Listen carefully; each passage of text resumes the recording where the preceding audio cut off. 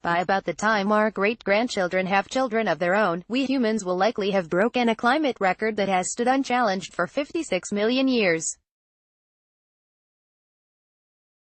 New research has found that humans are pumping nearly 10 times more carbon dioxide into the atmosphere than what was emitted during Earth's last major warming event, called the Palaeocene-Eocene Thermal Maximum, PETM. If carbon emissions continue to rise in the future, mathematical models predict that within the next few hundred years, we could be facing another PETM-like event.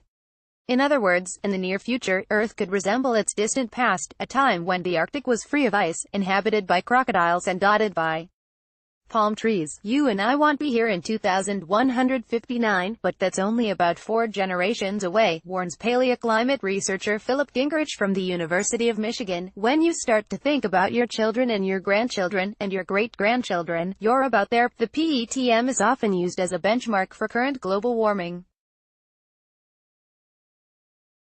During this time, rapid climate changes saw landscapes transformed, oceans acidified, and widespread extinctions triggered.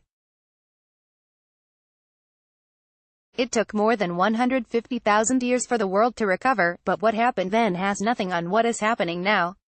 Global temperatures during the PETM peaked at about 7 degrees Celsius, 13 degrees Fahrenheit, higher than today's average, and we are quickly catching up to those heights.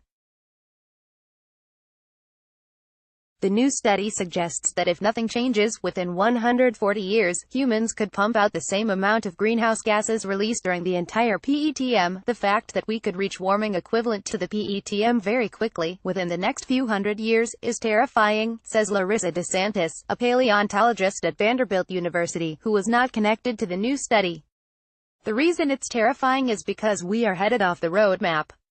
Today, climate scientists use the PETM as a case study for what global warming might do to our planet and when those changes might be expected. But as useful as this has been, today, we live in a different world. While the PETM is thought to have occurred from a comet or a volcano, our current climate catastrophe is being fueled primarily by humans, at a rate unseen in Earth's climate record. It's also happening in the middle of what should be a cooling trend, in a time when the world is full of different ecosystems and species. With all of these variable factors, the new research suggests that using the PETM as a gauge for current warming may not be quite so useful in the future. Given a business-as-usual assumption for the future, the rates of carbon release that are happening today are really unprecedented, even in the context of an event like the PETM, says Gabriel Bowen, a geophysicist at the University of Utah, who was not connected to the new study. We don't have much in the way of geologic examples to draw from in understanding how the world responds to that kind of perturbation. It looks like our descendants are on their own. This study has been published in Paleoceanography and Paleoclimatology.